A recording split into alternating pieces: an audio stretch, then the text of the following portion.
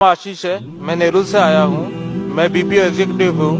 मेरा आपसे एक सवाल है, इस्लाम में हर गुनाह माफ है, लेकिन शिर्क की माफी क्यों नहीं है? अगर इंसान कत्ल करता है उसे माफी है, जिना करता है उसे माफी है, लेकिन शिर्क की माफी क्यों नहीं है?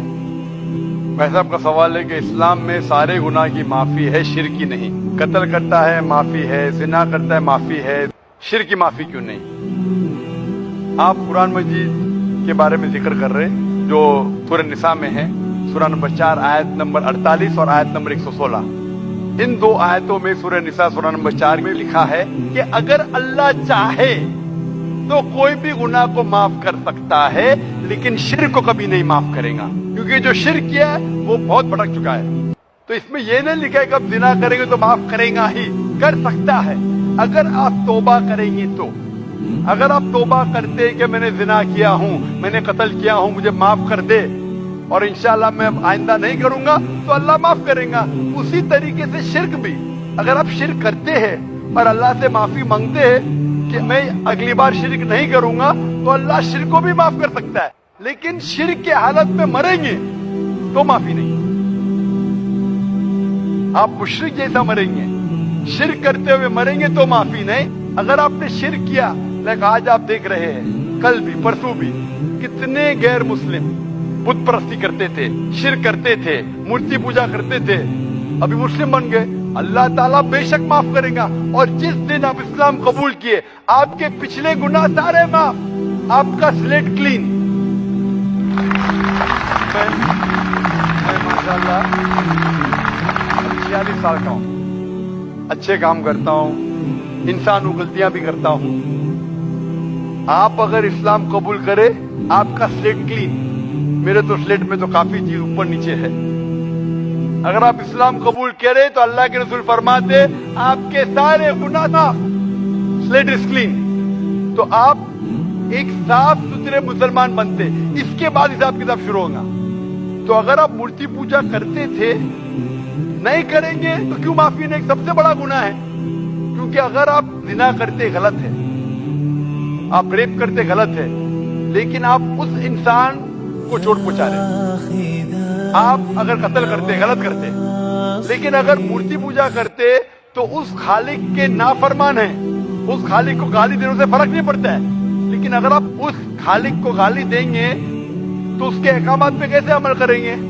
आप उसके बताए रास्ते पे भी नहीं चलेंगे, आपका नुकसान होगा। तो आपके नुकसान को रोकने के लिए खुदा कहता है कि मूर्ति पूजा मत करो, कि मूर्ति पूजा करेंगे तो आप उसके जो अहकामात पे अमल नहीं करेंगे, आपको नुकसान होगा, उसके साथ साथ और भी गुनाह करेंगे।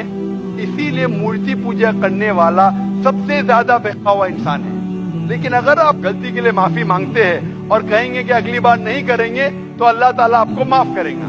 मैं पूछना चाहता हूँ, आप मूर्ति पूजा में मानते हैं भाई साहब? जी मानते हैं।